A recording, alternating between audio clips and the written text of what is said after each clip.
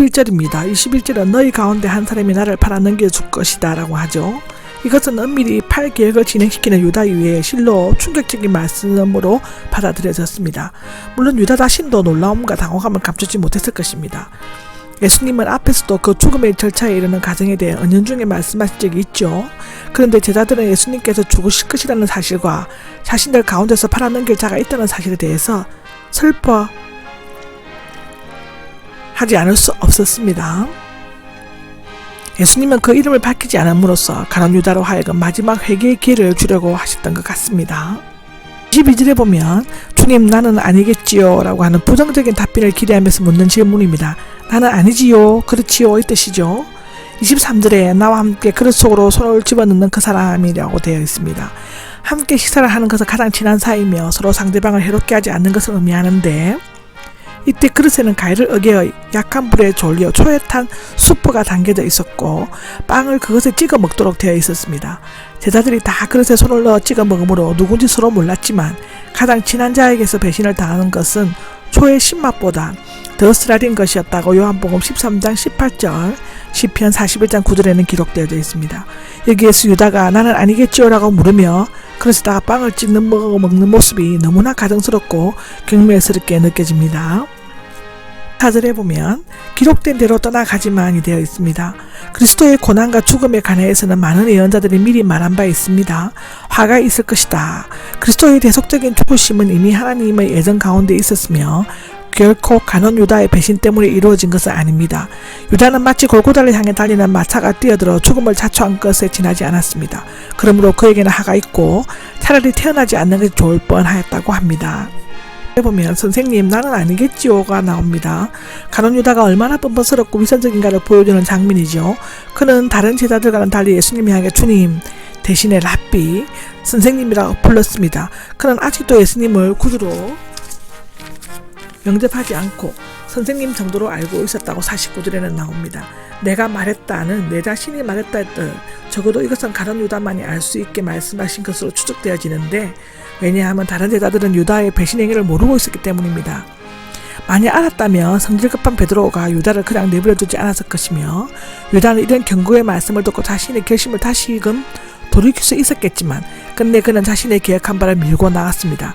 이에 유다는 자리에서 일어나 떠나갔다고 요한복음 13장 30절에 기록되어져 있습니다. 6절입니다. 26절에는 축복 기도를 드리시니 나오죠. 하나님의 축복을 빌다 찬양과 영광을 돌리다입니다.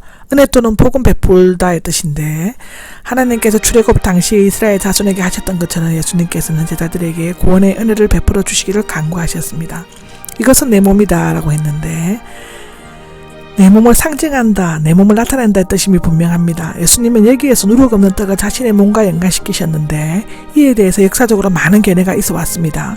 초대교회에서는 실제 설, 떡과 포도주가 예수님의 살과 피로 연계됨과 동시에 상징성, 중세교회에서는 화채설, 종교개혁 시대 이후에는 기념설 등 공제설,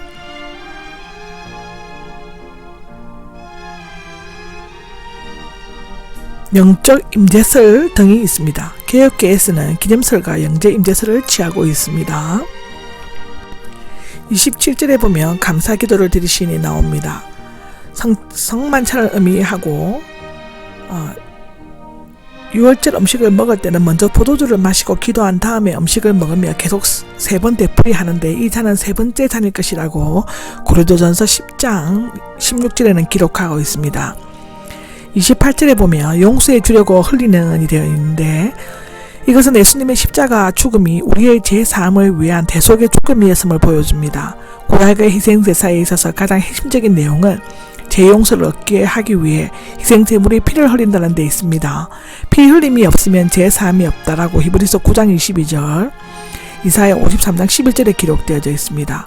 언약의 피는 고대 근위 사본들에는 언약으로 되어 있지만 후대 사본들에는 새가 더 첨가되어 있습니다. 단어에 관계없이 언약은 새 언약이고 예수님께서는 포도주, 즉 예수님의 죽음에 의해서 흘려진 피의 상징으로 언약을 맺으셨는데 원래는 희생제물인 짐승의 피로 맺어졌습니다. 출애굽기 24장 8절, 히브리서 8장 6절에서 13절에 나옵니다.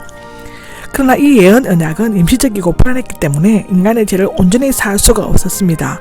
이제 대속제물의 궁극적인 완성자요 영원한 표상이신 예수님께서는 십자가에서 흘리신 피로 하나님과 인간 사이에 새로운 언약을 맺으시고 인간의 죄를 단번에 온전히 사하셨습니다. 분리하셨다. 죄를 죄인들에게 분리하심을 의미합니다. 옛 언약은 율법을 지킴으로써 구원을 받는다는 약속이었지만 새 언약은 예수 그리스도를 믿음으로써 공로 없이 의롭다함을 받는다는 약속이었는데 모세의 경우는 피를 흘리는 데 지나치지 않았으나 예수님은 마시라고 하셨습니다. 전자는 밖에서 받은 율법이지만 후자는 속에서 거듭나는 생명입니다. 언약은 두다와 배치하다의 합성으로 둘 사이를 무엇을 둔다의 뜻입니다. 히브리어는 가라트 베르트 둘로 쪼개어 맸다라고 신명기 23장 2절에는 나와 있습니다.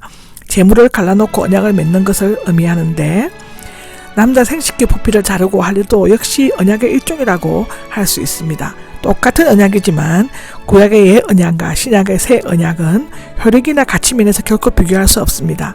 전자는 불완전한 짐승의 피로 맺었지만 후자는 영원하시고 완전하신 하나님 아들의 피로 맺어졌기 때문입니다.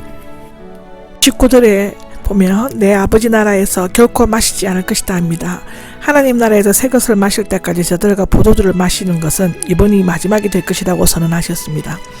그러므로 내년부터는 유월절 식사를 할 필요가 없으며 이 최후의 만찬이 영원히 죄에서 해방되는 영적인 유월절이 될 것이다 입니다. 이 최후의 만찬은 새 언약 시대에서 성찬의식으로 계속 지켜져서 갔으며 그런 의미에서 볼 때 이 만찬은 최후의 만찬인과 동시에 최초의 성찬식이라고 말할 수 있습니다. 언젠가 하나님의 나라가 실현될 때 어린 양의 혼인잔치에서 하늘의 식탁이 마련될 것이라고 누가복음 22장 30절, 요한계시록 19장 9절에는 기록되어져 있습니다. 30절입니다. 찬송을 부른 후에 예수님은 슬퍼하며 근심하면서 십자가를 향해 나아가지 않으시고 기쁨으로 찬송하며 당당히 걸어 나가셨습니다. 이때 시편 113편에서 114편은 만찬 전에 115에서 118편은 만찬 후에 부었는데 그중 118편의 시편은 감사와 격려의 시입니다. 예수님께서 갈보리 걸어가시는 십자가의 길은 결코 절망이나 실패의 길이 아니요 소망과 성공, 영광의 승리의 길이었습니다.